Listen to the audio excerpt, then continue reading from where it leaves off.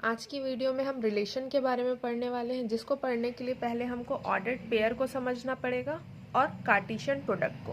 तो पहले हम पढ़ते हैं ऑर्डर्ड पेयर। किन्हीं दो ऑब्जेक्ट्स का ऐसा युग्म जिसमें उन ऑब्जेक्ट्स को किसी निश्चित नियम के अनुसार रखा गया हो या लिखा गया हो, ऑर्डर्ड पेयर कहलाता है। मतलब कि हम किसी दो वस्तुओं के पेयर को किसी निश्चित नियम के अनुसार यदि हम उसे रखते हैं या लिखते हैं तो वो कहलाता है ऑर्डर्ड पेयर। फॉर एग्जांपल, हम दो वस्तु मान लो ए और बी ले रहे हैं। तो फर्स्ट एलिमेंट है ए और सेकंड एलिमेंट है बी। तो इस पेयर को हम कैसे लिखेंगे? माना ए और बी के फॉर्म में। तो ए कहाँ पे है? पहली पोजीशन पर, और बी दूसरी पोजीशन पर। तो ये क्या कहलाएगा? इसका ऑर्डर, ए और बी। तो ये है ऑर्डर्ड पेयर, क्योंकि ये एक निश्चित नियम के अनुसार रखे हुए हैं। ए पहले स्थान पर और बी दूसरे स्थान पर। यहाँ हम ए को कहेंगे फर्स्ट कोऑर्डिनेट या फिर फर्स्ट कंपोनेंट, और बी को क्या कहेंगे? सेकंड कोऑर्डिनेट या सेकंड कंपोनेंट। अब हम पढ़ेंगे कार्टेशियन प्रोडक्ट।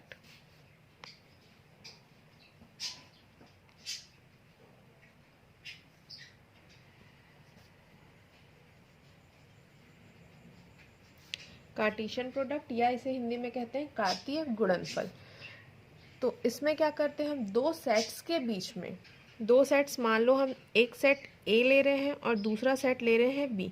इन दोनों सेट के बीच में हमको क्या निकालना है? कार्टेशियन प्रोडक्ट, जिसको हम क्रॉस से डिनोट करते हैं। तो इसको सिंबॉलिकली हम क्या लिखेंगे? A cross B equals to A B such that A belongs to set A and element B belongs to set B। ये होता है कार्टेशियन प्रोडक्ट। मतलब कि जब हम दो सेट के बीच में कार्टेशियन प्रोडक्ट निकालेंगे तो हमको क्या मिलेगा?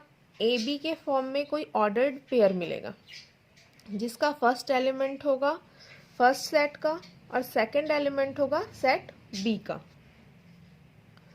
अब हम इसका एक एग्जांपल लेते हैं। सेट A इक्वल्स टू 1 2 3 और set B equals to 4 and 5। ये दो एलिमेंट्स है सेट B में। अब इसका निकालेंगे Cartesian product A cross B। तो A क्रॉस B हमको क्या मिल जाएगा? 1 4 ऑर्डर्ड पेयर के फॉर्म में आएगा, तो 1 4 1 5, फिर 2 4 2 5 3 4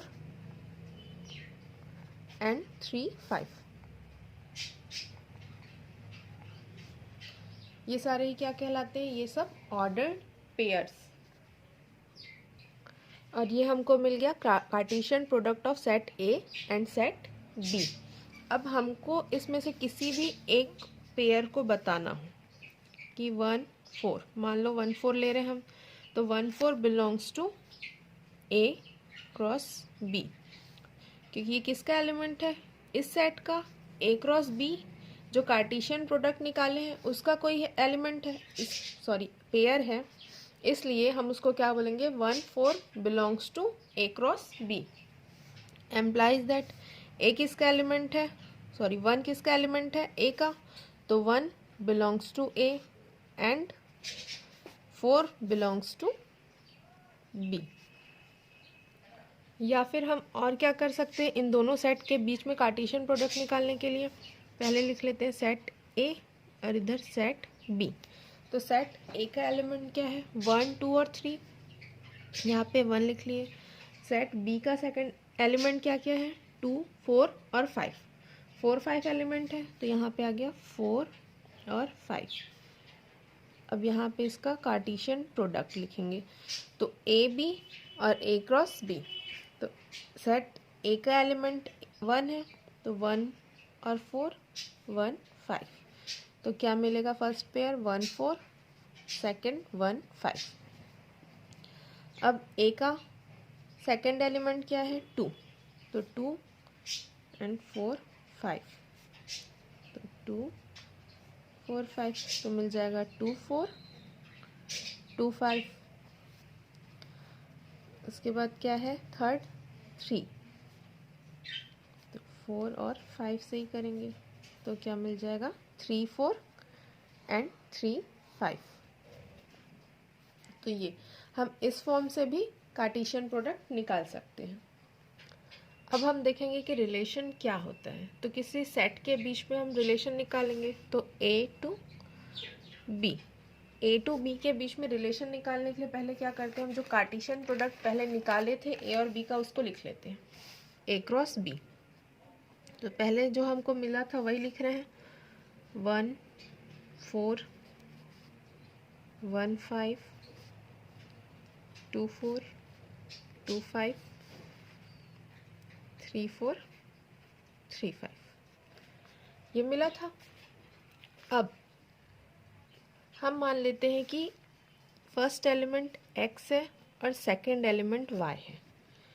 तो इसके बीच का रिलेशन क्या दिया हुआ है, यदि हमको दिया हुआ है कि x रिलेशन y, x और y के बीच में कोई रिलेशन है, और यदि ये बोले कि ये कैसा रिलेशन है x प्लस वाई के फॉर्म में, और इक्वल्स टू हमको क्या मिल रहा है 6 मिल रहा, तो x plus Y equals to 6। तो इस सेट में हम देखेंगे कि कौन कौन से पेयर को हम ऐड करेंगे तो हमको क्या मिलेगा 6 मिलेगा। तो वो किसके बराबर होगा रिलेशन के, तो r इक्वल्स टू 1 और 4 को ऐड करेंगे तो क्या मिलेगा 5, तो ये तो नहीं आएगा। सेकंड 1 और 5 इन दोनों को ऐड करेंगे तो क्या मिल जाएगा 6, तो इसमें आ जाएगा 1 5। इसमें क्या है 2 और 4, 2 प्लस 4 करेंगे तो भी मिल जाएगा 6, इसलिए 2 4। आगे कोई भी वैल्यू को ऐड करने पे हमको 6 नहीं मिल रहा, 2 प्लस 5 7, ये दोनों को भी ऐड करने पे नहीं मिलेगा, मतलब कि ये दो सेट पेयर ही हमको मिल रहे हैं। तो r इक्वल्स टू क्या मिल गया हमको 1 5 2 4। तो कोई भी रिलेशन क्या होता है किसी कार्टेशियन प्रोडक्ट का सबसेट होता है। क्यों? क्योंकि इस कार्टेशियन प्रोडक्ट कोई एक सेट के फॉर्म में है और इसी सेट का ये क्या बन रहा है कोई सबसेट बन रहा, इसलिए हम क्या लिख सकते हैं R is a subset of Cartesian product of A.